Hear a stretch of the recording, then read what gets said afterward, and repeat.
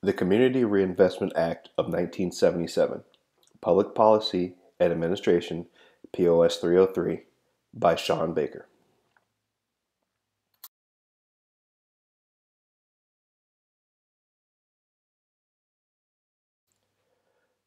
Introduction. The Community Reinvestment Act, or CRA, was legislated and placed into effect as part of the Housing and Community Development Act of 1977. President Carter signed this legislation into law to combat discrimination on the part of financial institutions in low and middle income areas of the country. The CRA states that financial institutions are required to demonstrate that their deposit facilities serve the convenience and needs of the communities in which they are chartered to do business.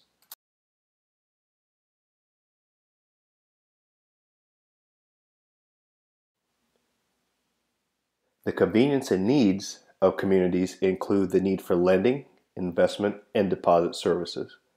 The regulated financial institution should have a continuing and affirmative obligation to help meet the credit needs of the local communities in which they are chartered.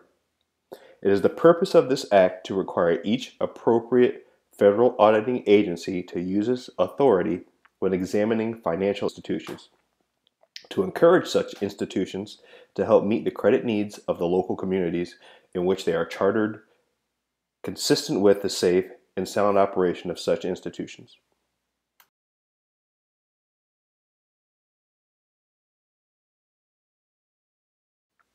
Background. Community rights activists in the 1970s charged that the banks were at the center of abandoning the inner cities, as they made it policy to deny loans and services to areas that were considered at high risk. A grassroots movement was started by a resident in Chicago named Gail Sincata, as she was convinced that the redlining process stunted the development of her West Chicago neighborhood.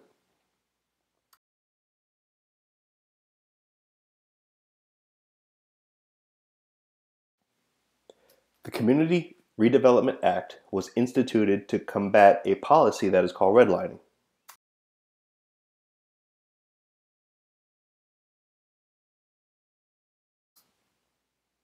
The term redlining refers to the practice of financial institutions using a red pencil to outline areas on a map that had potentially high lending risks. This policy did not consider an individual citizen's financial status, only their geographical location. Redlining practices made it possible for financial institutions to collect deposits and investments from the communities where they were chartered and not offer any financial reciprocity.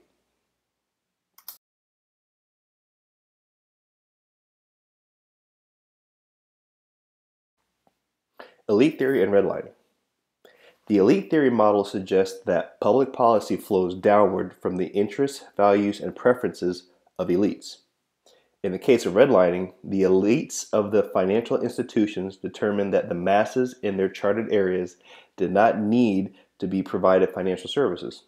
The provision of these vital services were not viewed to be in the best interest of the financial institution.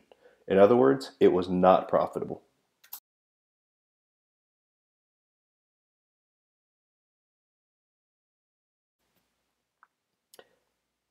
The exclusion of the low-income masses created a perpetual system of poverty and assisted the decline of the urban core of American cities.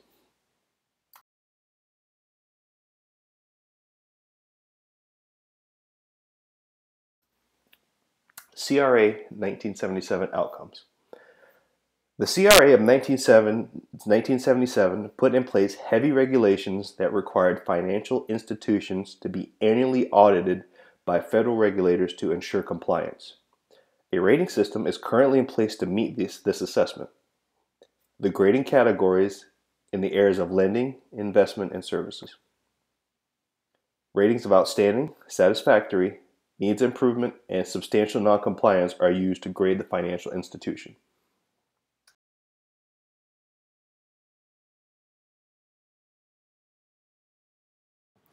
The federal auditors will not only audit the financial institution, but also the community where the services are provided.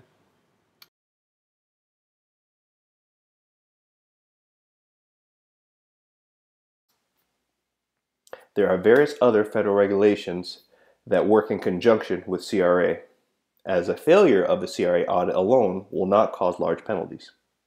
Here are some of the alternatives. Home Mortgage Disclosure Act, or HMDA, is the predecessor to CRA, and it requires reporting of loan data to federal regulators to determine if banks are serving the needs of its clients. It also seeks to uncover discriminatory lending practices. Fair Housing and Equal Opportunity Act, which falls under the U.S. Department of Housing and Urban Development, or HUD.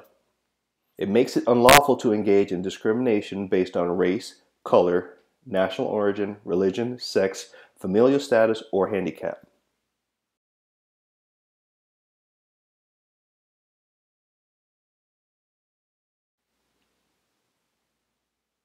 Failure of the HMDA, Fair Housing, and CRA audits will result in substantial fines and sanctions against a financial institution. The violation of these anti-discrimination acts will even land financial institution executives before the United States Department of Justice for possible criminal prosecution. On May 26, 2015, the U.S. Department of Housing and Urban Development, or HUD again, announced an agreement with Associated Bank to resolve a disparate treatment redlining case, one of the largest redlining complaints brought by the federal government against a mortgage lender. At approximately $200 million, it is the largest settlement of this kind HUD has ever reached. This $200 million settlement was to be reinvested back into the red line areas.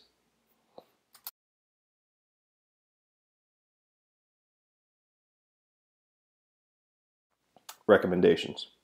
The Community Reinvestment Act was established in the late 1970s to combat discriminatory practices. CRA was established to combat elitist principles and is still relevant after almost 40 years.